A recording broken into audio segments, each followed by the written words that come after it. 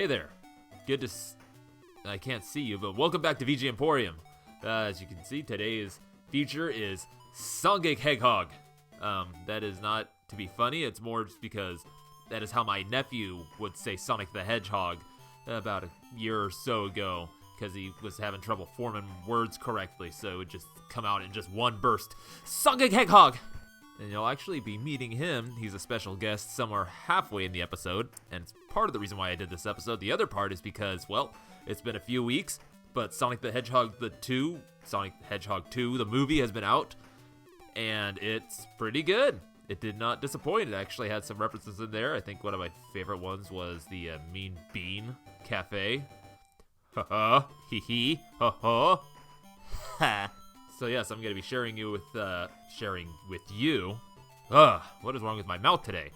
Be sharing with you music from various Sonic the Hedgehog games, but they're not going to be the usual kind of like, big bombastic, big famous ones or classic ones that, everybody knows. It's going to be kind of more of some of the ones that I really like, and then also some weirdo ones. So like, take this one for example. This is it was the title theme and then the options screen menu from Sonic Pocket Adventure on the Neo Geo Pocket Color. And the music was arranged by Maitaro and Takushi Hiyamuta. And then the music was originally composed by a huge list of peoples, which we'll get to later, because I'm going to be featuring a song from Sonic the Hedgehog 3, which these tracks are arranged from. So, Maitaro this is the only credit I can find for the fella.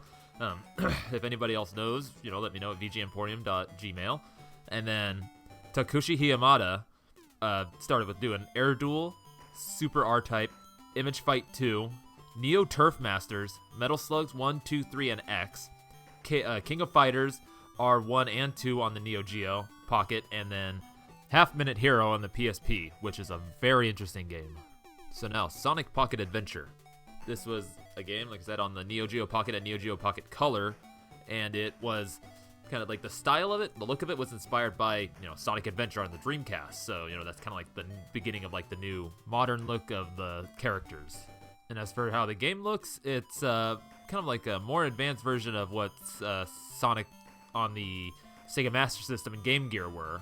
Because it's like a little bit more vibrant colors, a little more animations, but still kind of like a flat color, really not a lot of shading, 8-bit looking, and is somewhat of a precursor to how Sonic Advanced would look in a couple years, because this was released in '99, Sonic Advance in 2001, so it's kind of like building up to that point, which actually makes sense because the several members of the SNK dev team that worked on this game would go on to form DIMPS, which would then go on to create a lot of the handheld Sonic games. So, little fun facts for you.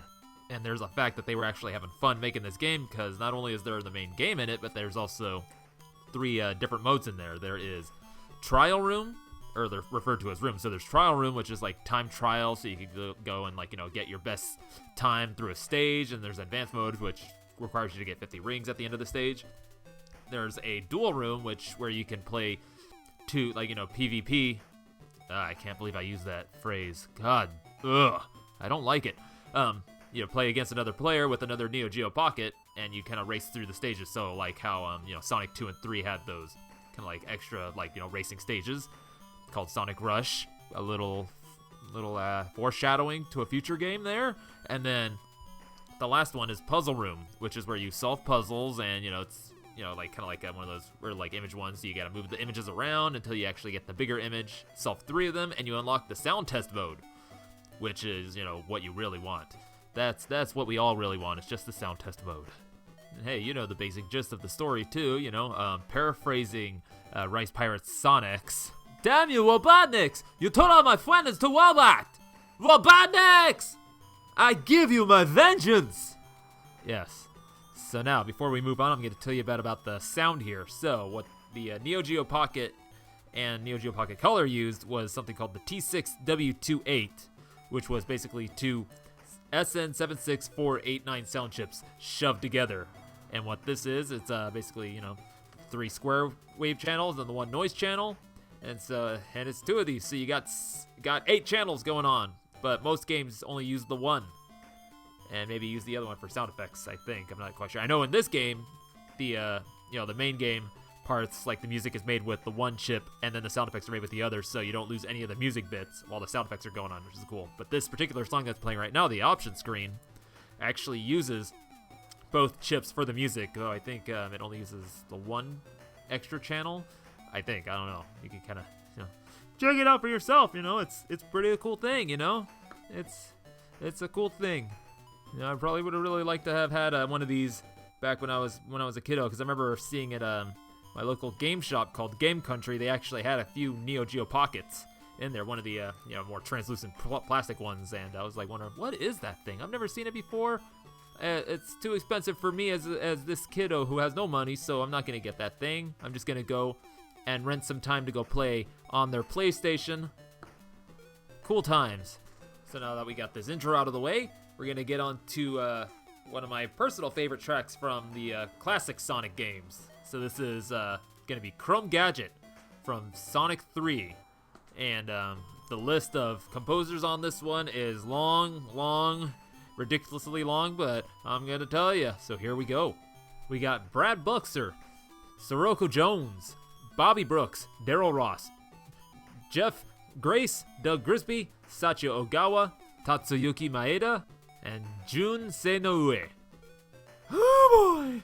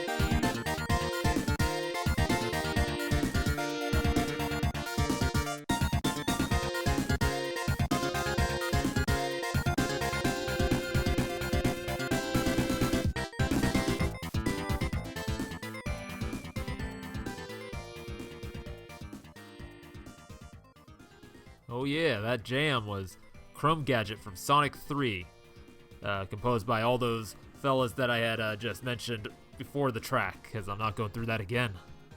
Though you may have noticed that I missed one name on that list, and that's the obvious one. It's Michael Jackson. He had some involvement with the soundtrack, though, of course, some things that had come up at the time, primarily some events that happened on his property with some certain folks. He had his involvement just completely vanished, but all the other American names that were on there that are people that worked with him, as far as providing all his music, making his music and stuff, stayed on to kind of do some things, namely like Ice Cap Zone was Brad Buxer's whole thing. That's like one of his original songs. Like the end credits theme is kind of like, basically like a sped up version of one of Michael Jackson's later songs. I'm just mostly kind of going off this, like off the top of my head, kind of off of memory, and I may be getting some of this wrong. Maybe most of it's right. I don't know. Hopefully people won't come at me with pitchforks and torches. But I want to say that most of the music was done by the Japanese composer. So I'm going to tell you a bit about them, because the others, they were just involved doing some things. I don't know. Here we go. So Sachio Ogawa, he got to start converting music for the Sega, Space Harrier onto the Sega Master System. He did music for Super Thunderblade on the Genesis. I want to say he did the BIOS music for Sega CD. Let's see, J-League Pro Striker, Dark Wizard, Sonic 3 and Knuckles, The Hybrid Front. Let's see, Sega Bass Fishing in the arcade, Virtua Fighter 4. Let's see, Quest of D, Outrun 2 Special Tour in the arcade, Yakuza. He did For Whose Sake on that one. And then last credit is Mario and Sonic at the London 2012 Olympic Games on the 3DS. Tatsuyuki Maeda, he's going to show up later in the show for another one of the songs, so we're going to wait until then for him. So now, Jun Senoue. We got started here on this game, as well as and Knuckles. Metalhead as well. Did Worldwide Soccer, Sega International Victory Goal. He's on the sound staff for that. Sonic 3D Blast, Daytona USA Deluxe. Did some music and remixing on that. Sonic Adventure as sound director. Did Sonic Shuffle as voice acting supervisor. Sound director for Sonic Adventure 2 as well. And then going on to all these modern Sonic games all the way up through like the mid-2000s. And Super Smash Bros. Music arrangement. Sonic Free Riders, Sonic Generations. I'm just kind of going up the list here. It's just Sonic, Puyo Puyo Chronicles. Sonic Mania as audio engineer. And then the last credit I'm just going to go off here is Sonic Colors Ultimate. That supposed dumpster fire I keep hearing. I never played it, so I don't know. You know, this guy has done a lot more music than I just said here. It's a big list. And yeah, it's a big one. A lot of Sonic, a lot of Sega. Now that we've had the meat, it's time to get to the taters as to why I love this track here. You know, whereas the rest of the music for the game is still really good. It's like, you know, that kind of like that change over to that New Jack Swing sound because of the Americans. And then, you know, like the Japanese kind of picking it up with some of their J-pop sensibilities in there. It was still kind of like a weird, kind of like a jarring shift to go from, you know, the J-popness of Sonic 2 and then to this kind of New Jack swingy sound. It was, you know, back at the time as a kid, I was like, what is this different sound? What is this different look of Sonic? What is happening? Why it doesn't look like the Sonic I remember playing before? You know, but of course I got used to it all and everything. But yeah, for some reason, like, you know, when I went to go play the versus modes or like, you know, the race modes or whatever you want to call it, challenge mode, something like that, all the music in those tracks kind of struck me as like, you know, they had a somewhat different sound from the rest of the game. And, you know, so like, you know, and this one in particular is, I don't know why, it just is one of those ones I would just go back to almost all the time. I would just like turn it on, just play it, and sometimes just sit there and listen to it. I couldn't explain it. I still can't explain it. It's just something about it is just intrinsically just so appealing to my brain. I love it. I love it so much. And after doing some reading and trying to find out which one of those three composers did this, I found I'm not the only one that thought about this track this way. So that was a cool thing, kind of some validation there. I also read some things saying that, you know, it was a shame that it wasn't actually used in like the main game, but I feel it doesn't quite fit in with like the, you know, like the main playthrough soundtrack. You know, that all kind of fits together in a way, whereas this probably doesn't quite. You know, it just stands alone on its, you know, on its own, and you know, it's really good that way. And also, kind of a shame that it hasn't really been like reused in other games, as far as I know. You know, I haven't played many other modern Sonic games since Heroes, and that I didn't play much of. But like I said, I think it just stands on its own. It's good where it's at, and like, you know, remixes of it are really good. You know, like the fan community remixes and stuff. So I don't know. This one's just special. It's special, unexplainably special, undeniably special. You can't tell me otherwise. If you disagree, then you know, there's other Sonic musics that you like they can go listen to, and you can go listen to it while I listen to this one. So that's a fun thing. And up next is something I wish was a fun thing, but it just didn't quite hit the mark. Up next we got Sonic Room for Sonic Shuffle on the Dreamcast, composed by Hidenobu Otsuki, Ryo Fukuda, Takeo Suzuki, Yoshitaka Hirota, and Kazumi Mitome. So many names.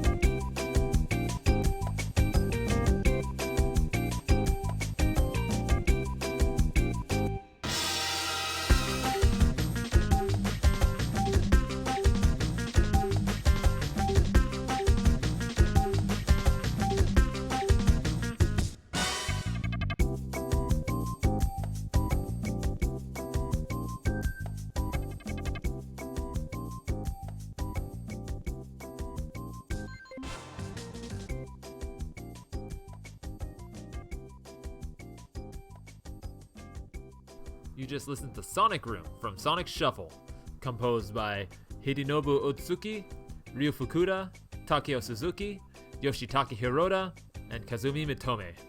So why choose a track from Sonic Shuffle? Well, why not? It's such a wacky soundtrack. If you haven't ever listened to it, it's so strange. It's like a mixture of lounge, drum and bass, ambient, electronics, music's all around. It's a very interesting soundtrack, to say the least. So now, what is Sonic Shuffle? Well, it was a Dreamcast game trying to cash in on the train that Mario Party had started, but hey, Sega was too slow on making it, and they missed the train. And unfortunately, it was on the Dreamcast, which only lasted about 2 to 3 years, which is a very, very sad story for another day. But yep, there you have it. It's basically a Mario Party wannabe. It's instead of dice, it uses cards, and you get to choose from Sonic, Knuckles, Tails, or Amy to play as. Just those 4. And I think there's a couple other characters like Carbuncle or some kind of fairy things that you can. Whatever. But yeah, there's mini games. There's battles. Like you actually meet up like enemies that you can battle and damage with your cards, like depending on how you draw. And then yeah, it's just not a lot going on with it. It's unfortunately very just dull is probably the word to use here. Probably one of the more exciting things happens is when you land on a Robotnik space and he pulls up a wheel and it says, ah! And then when it lands on something, it just says, "This is what I'll do to you." And it happens. You lose your rings. You continue. And so now the point when this music plays is actually a part of the menu called Sonic Room, which is basically just a room where Sonic is just sitting. And he's just sitting there, kind of going back and forth with the music, like maybe swinging a bit. He's just staring. And then, all the other characters will kind of show up in the window in the background, kind of do something. Tails will be like, "Hey!" And that's it. There's a fish tank, little fish in there, probably a reference to Seaman, I want to say. And then there's a box where you can play all the mini games you've unlocked by playing through the game. Lucky you. And then there's but most importantly, there's a sound test mode. So you could go to the stereo boombox there and just listen to all this crazy ass music. And who made all this music? Well, let's get into them fellas, them fellers, them fella Guawa. Really have no idea where this energy is coming from. So first up, we got Hidenobu Kalta Otsuki. And I think they got their, or at least the first thing I could find was Bomberman 64 Second Attack. And then this game, and that seems to have done a lot of like arrangements for Squaresoft games, like music. So like Chrono Trigger arranged, Bahamut Lagoon arranged, Xenogears, Oimatsu's Best Selection, did a Mitsuda vocal things, Xenosaga, Color of Light, and then the latest thing I could find was Final Fantasy IX original soundtrack revival disc. And a lot of these is just like an audio and engineer, so I imagine that's probably the role he played for Sonic Shuffle. Next, we got Ryo Fukuda, and most I could find is Sonic Shuffle and Shadow Hearts. So now Takeo Suzuki, again, Sonic Shuffle is the only one video game credit I could find, though I did find another one, I don't know if it's the same guy, who has done production coordination on a bunch of jazz and fusion albums. So we got Freddie Hubbard Mistral, Jaco Pastura's Big Band, Twins 1, and the Jazz Tet Voices All, just to name a few that I found. Which actually kind of fits because this is a jazz-inspired soundtrack. Now, Yoshitaka Hirota, now we got some stuff here. So, same for him, he started doing Bomberman 64, The Second Attack, did Fossile, Sonic Shuffle, the Shadow Hearts series, he did a few of those. Hanasuka DS, Gardening Life, DK, Jungle Climber. Let's see, Start Yoga with Tipness on your DS. The Glory of Heracles, Half Minute Hero, The Second Coming. Super Monkey Ball, Banana Splits. And then the last credit I could find is Eglia, Legend of the Red Cap. But now here's a bonus card for you. He has done sound design for a lot of Squaresoft games. So Final Fantasy VI, Live Alive, Chrono Trigger, Seiken Densetsu 3, Bahamut Lagoon, Final Fantasy VII, Front Mission 2, Parasite Eve, Chrono Cross, and Kodoka. So now our list ends with Kazumi Mitome. And they got their start at Squaresoft as well, doing Romancing Saga 2 as sound staff, Live Alive, Final Fantasy 3, Seiken Sets 3, and then would go on to be part of the Front Mission Gun Hazard sound effects team. Did sound effects for Xenogears and Threads of Fate. Worked as a sound editor on Legend of Mana, composer for Dive Alert, Becky's version, did Sonic Shuffle. Tentai Kibukawa, Ryosuke Jikenten, Kamengen, something rathers. Luminous Arc as a composer, Sands of Destruction, Thexdar Neo as a sound composer, and then last credit was Legend of Mana, most likely as the Gubongi Wongi, man. More than half of this portion of this thing was talking about the people involved with the music in this game. Just goes to show how interesting Sonic Shuffle was, huh? Wink, wink, nudge, nudge. But we're gonna get into something way more interesting. The big portion that is actually the reason why I'm doing this episode is that we're gonna have the interview of sorts with my nephew, talking about Sonic the Hedgehog. He is a boy, very obsessed with Sonic the Hedgehog. He really likes Sonic more than I did as a kid. You know, I like the games, but he just loves the character of Sonic. Beyond the games, even more so, crazily. He has multiple stuffed Sonics. He has a bunch of Sonic clothings. So many Sonic toys, missing limbs and heads. And actually, one of Sonic's feet is up on my roof right now. And boy howdy does he like to go fast. Fast like Songic. So first I'm going to share a recording I took of immediately after seeing Sonic 2. He's pretty buzzed on the movie, but he's also kind of out of it because it was 10 o'clock at night when we got out of there. Immediately followed by another recording of me just sitting down with him and having him just talk at the mic about Sonic and whatever came to his mind. So please enjoy the ramblings of my very energetic and excitable nephew. Yo, okay. Ethan, we just watched Sonic 2. What'd you think of it? I don't know. What'd you think of Sonic 2? I saw it with Super Sonic. Yeah, there was Super Sonic? Yeah, it's being Dr. Eggman's robot. Whoa. So what was it that you really liked about the movie though? I just like Knuckles with Tail and Sonic. Yeah, all three of them are the Heroes team. Mhm. Yeah. But not the Dr. Eggman. Not the Dr. Eggman, no, he's that Robotnik. That evil Robotnik! He turned all the friends to robot! What? Okay. Oh, I gotta go to my dad's. Okay. But you like that movie? Yeah. Cool. Bye. Alright, so tell me, what's your name? Ethan! Ethan, and who are you? I am a kid like Sonic the Hedgehog.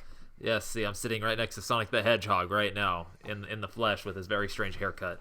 This is my nephew, Ethan, if you can't quite tell. And his name is Uncle AJ. That's me. So now I'm going to ask you some questions about Sonic. As to why do you like Sonic? I am Sonic. I get that, but why do you like him so much to call yourself Sonic? Because he just absolutely runs so fast. Why do you think he likes to run so fast? Because he gotta run away for the robot, Dr. Eggman. The robot Dr. Eggman, the Robotnik Man. Yeah, and Knuckles gotta help him. And Knuckles? Yeah.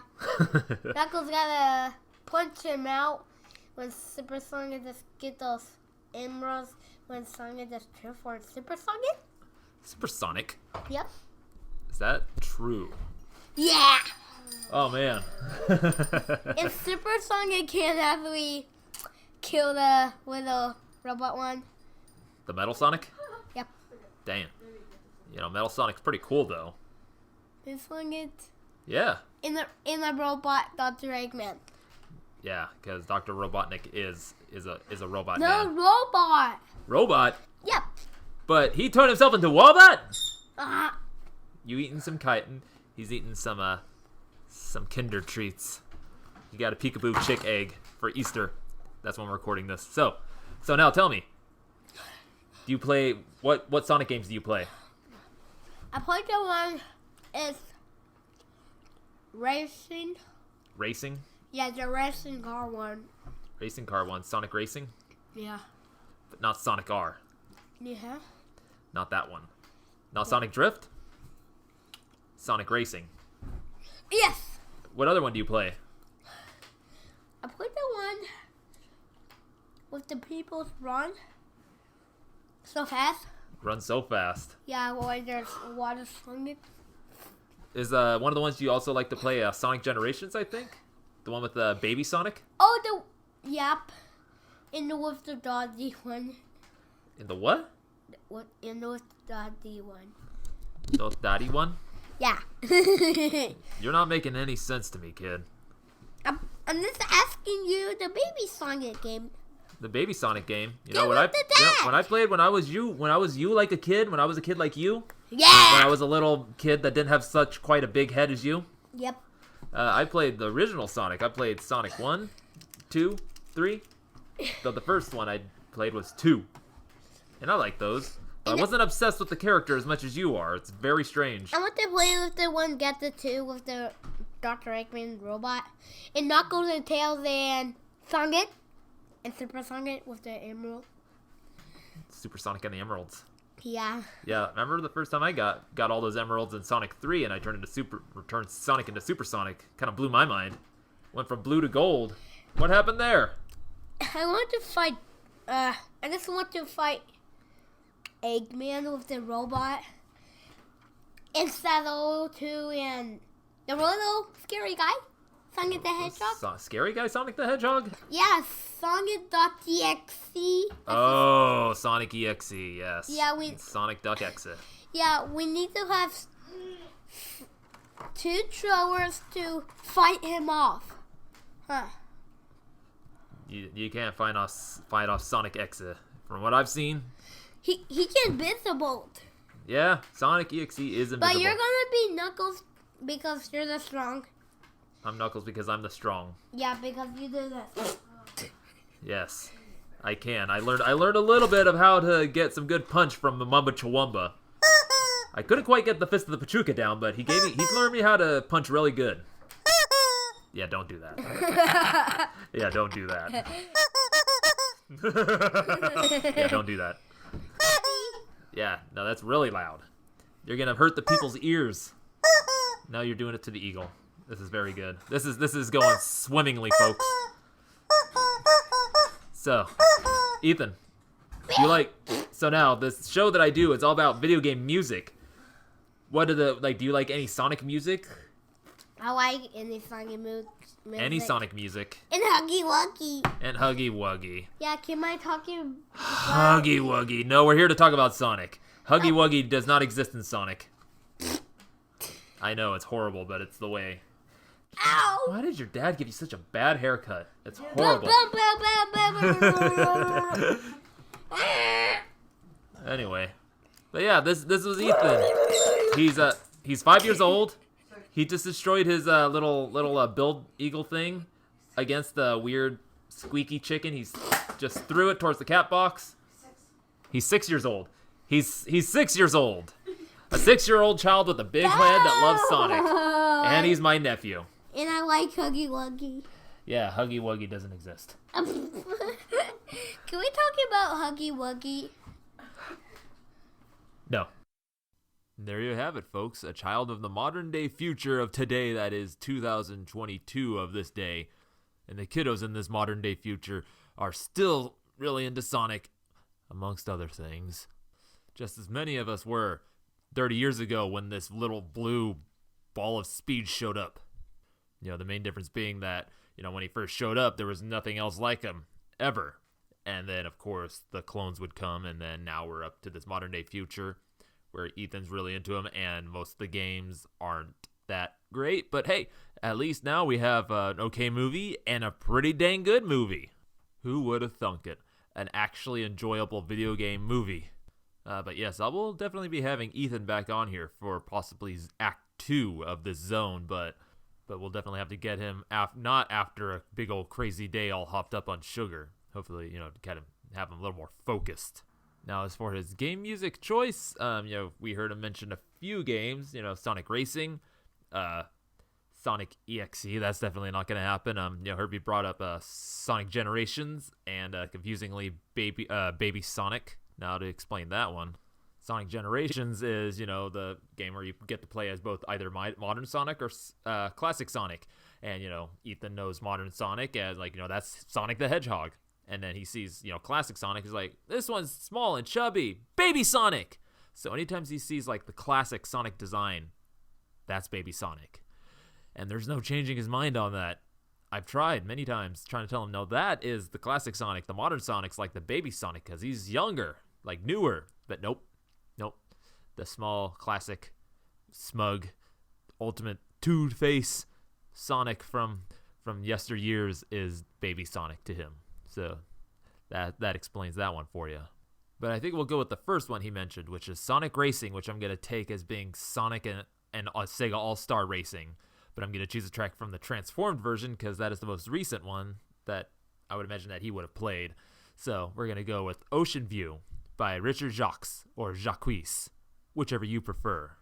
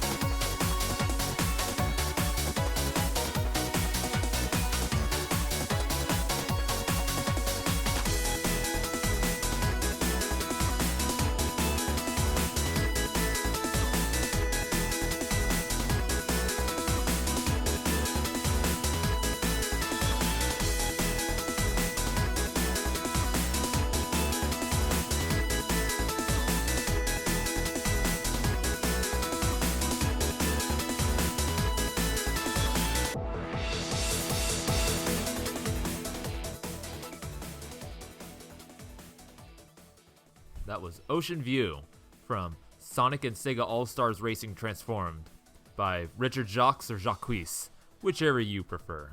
And that was most definitely a mashup of the Japanese opening for Sonic CD, You Can Do Anything, and the song can you feel the sunshine from Sonic R?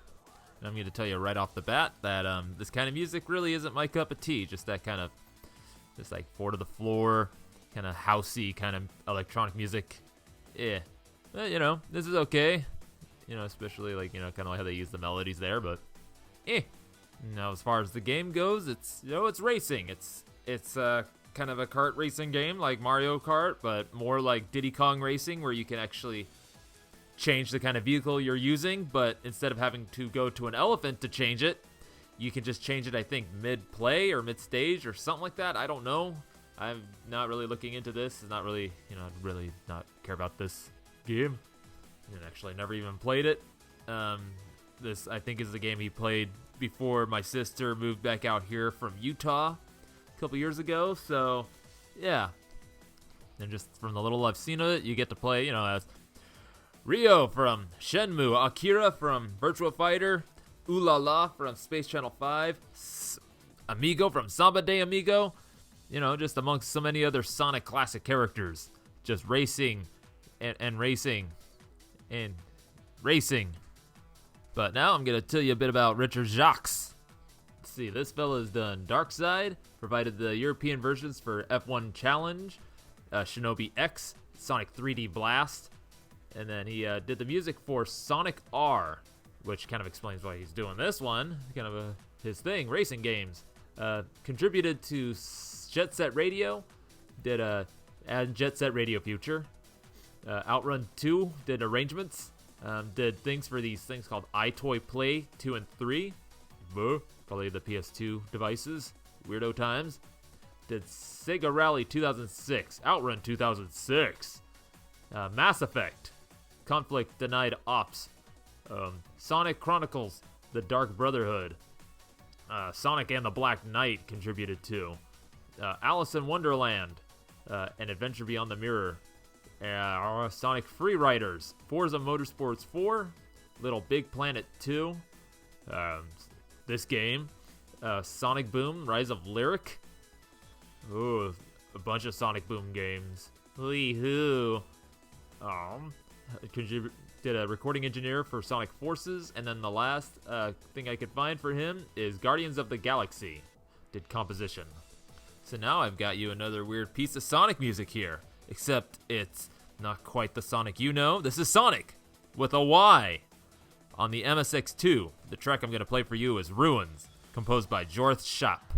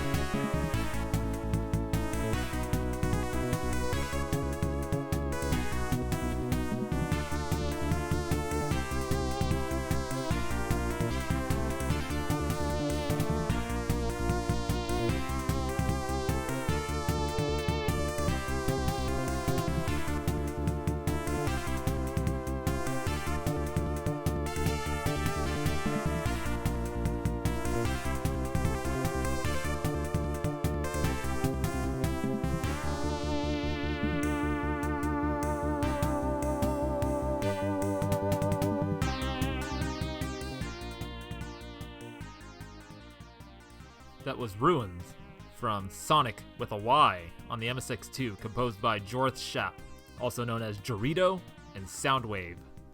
And I gotta tell you, this game here has a pretty interesting history. So what it is a more of a fan game than a pirated or bootleg game. So because they're created their own original levels, obviously their own original music, but it's all Sonic game, and it looks a lot like, again, the Sega Master System Game Gear kind of look version of Sonic. And as far as I can tell on a lot of MSX resource pages and all, this was the first and only game developed and published by Analogy, a MSX team based out of Spain, made up of Elvis Gallegos and Manuel Pazos in 1995. And actually in my research I found a MSX forum where one of the guys posted a picture of both of them at an event called Tilburg in 1996, where they're demoing and selling this game, and for 35 euros. Pretty cool little thing there. And as far as what they've done individually, for Elvis Gallegos, I couldn't find really anything. I found some links to some guy who was part of some football stuff, football, and but maybe one thing I saw was he did some translations of other games. And as for Manuel Pazos, he's been involved with the MSX community, it looks like, doing a lot of remakes and conversions of games. Just to name a few, he did La Abadia del Crimen, Alien 8, Gomi Defensor Medieval, Night Lore, Mutants of the Deep, and The Sword of Lana, which probably doesn't mean much of anything for us here in the States, because this is all in Spain and England and Europe, basically just Europe, because of that whole MSX scene, which we never got, which would have been a cool thing, because they had all these microcomputers over there and they never experienced a game crash. In fact, they had fucking a booming game community, even community made games, people just programming their own games and just putting it out there. I mean, look at the Dizzy series created by I can't remember the name of those twins, but they just, and there's me getting a text breaking me out of my ramblings. So why don't I tell you about this music here? As you can hear, it's of the FM variety. It is made using the YM2413 sound chip, though there is a version of this soundtrack made using the YMF278B, also called the OPL4, also known as Moon Sound. And boy howdy is this thing a beast. It has both FM and PCM sample capabilities. So with the FM side of things, you can have up to 18 2-op FM channels, up to 6 4-op FM channels with 6 2-op FM, 15 2-op plus 5 FM drums, and 6 4-op with 3 2-op channels and the 5 FM drums. And then the PCM synthesis side of it is you can have up to 24 channels going at once. So that's a lot going on there.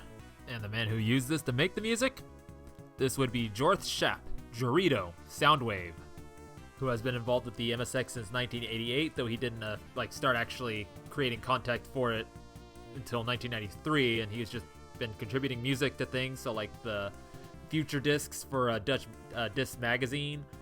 He's done from 10 all the way up to 46 between 93 and 2022, so today. He's still making MSX music today. And then of course did music for this game, Sonic.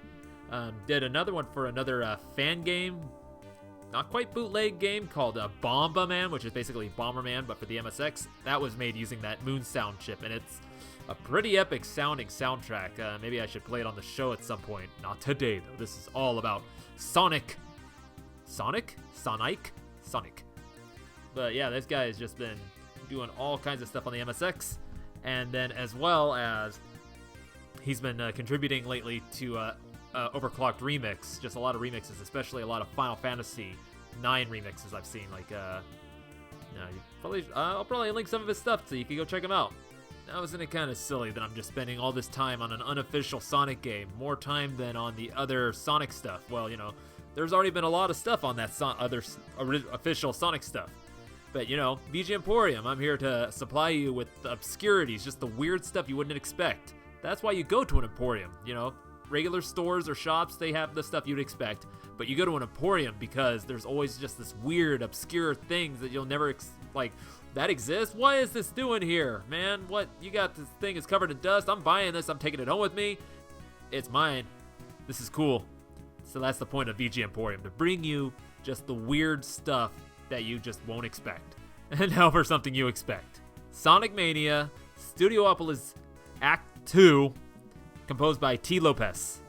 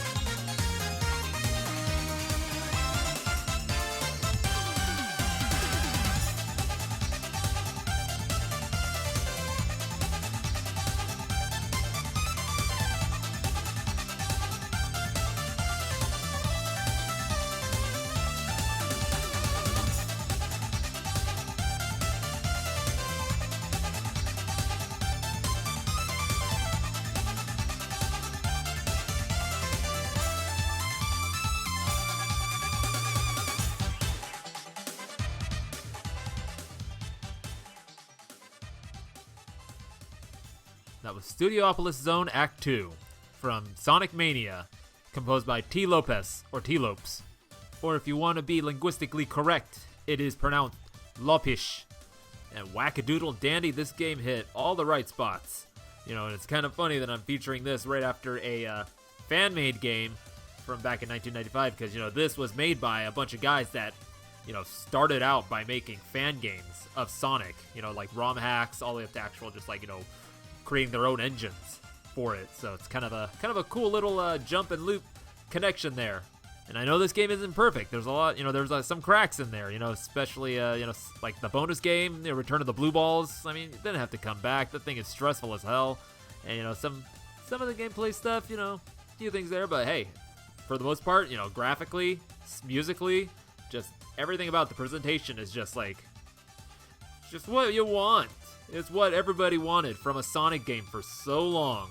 And the fact that it was made by fans that not only, you know, love these classic Sonic games, but understand them at a fundamental level is like just, you know, A++, double plus good.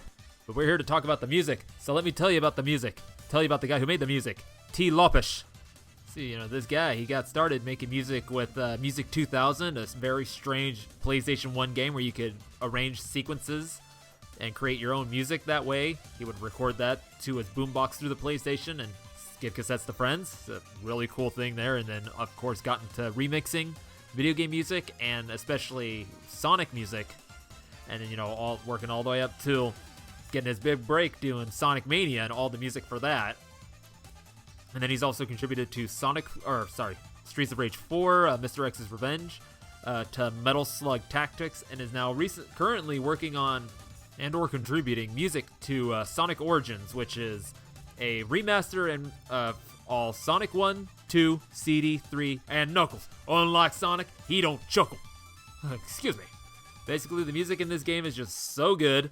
You know, all the rearrangements, all the original music, just all that New Jack Swing goodness, those horn stabs. Just listen to that.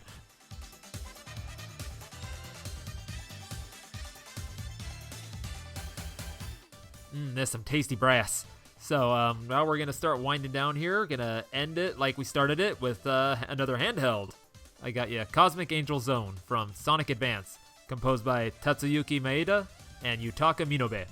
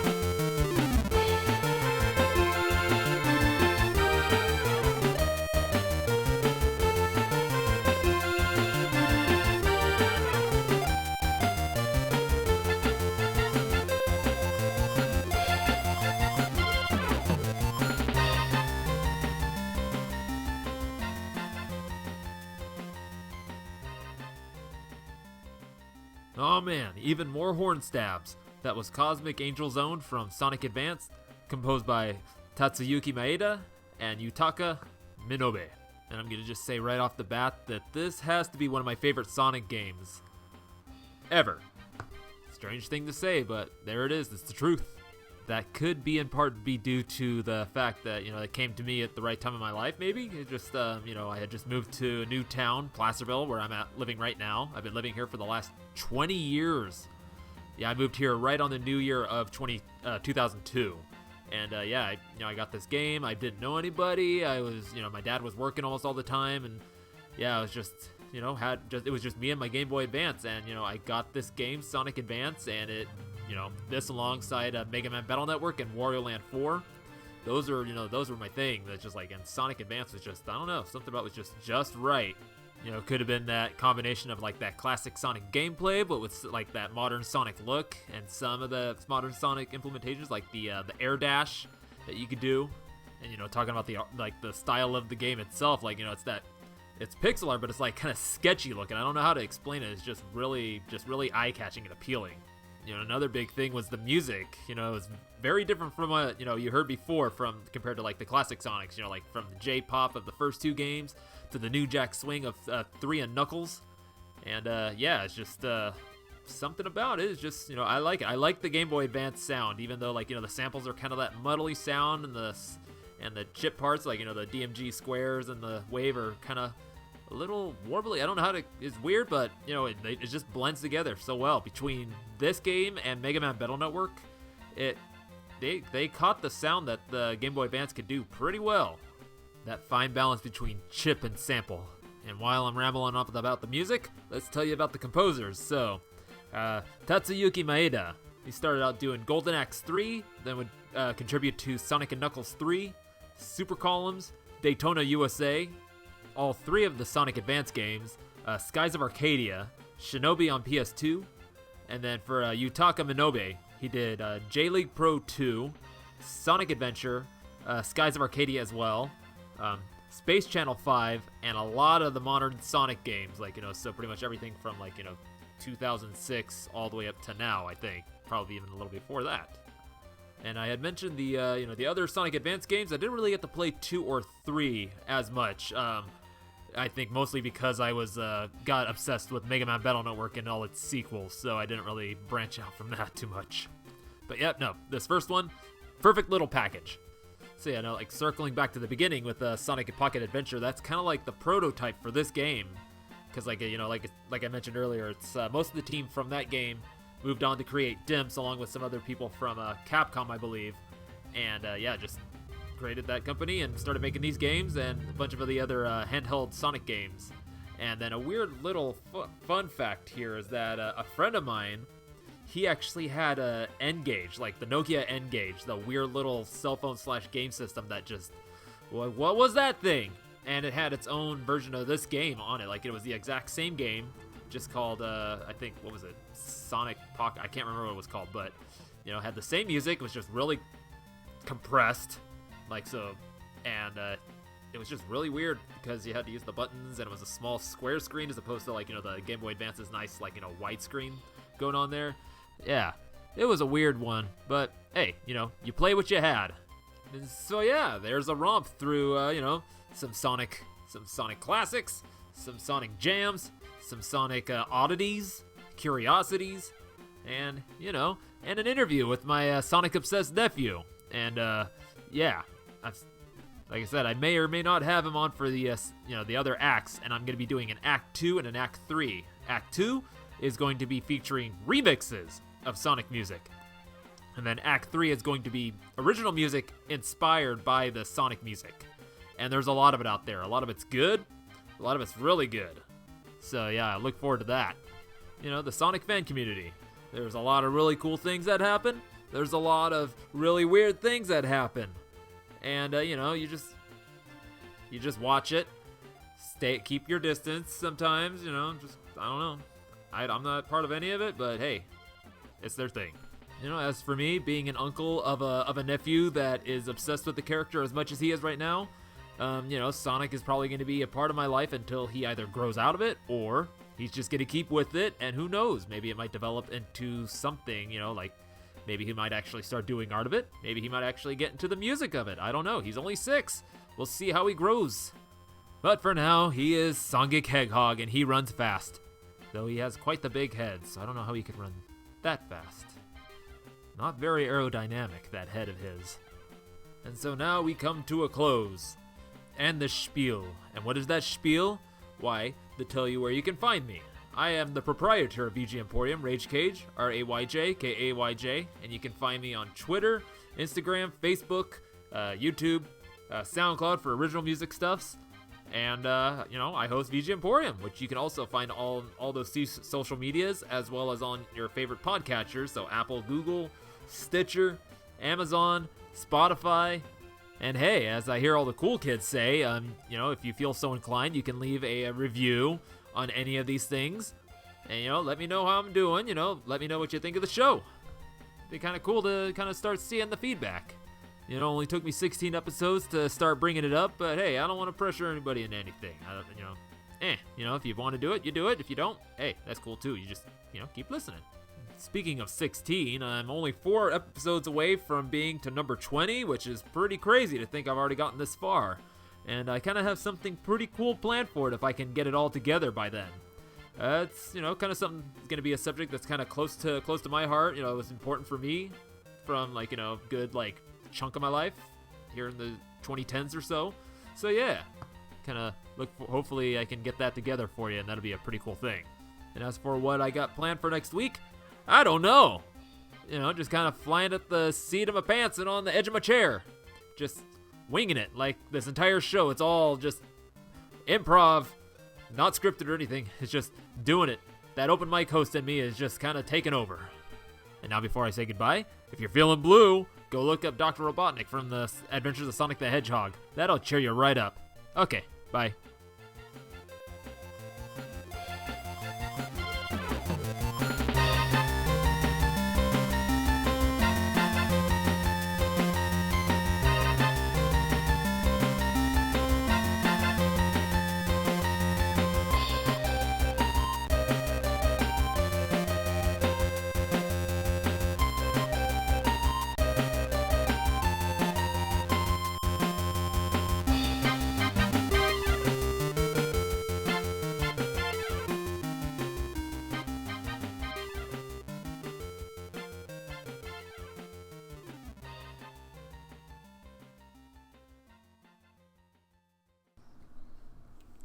Go for it.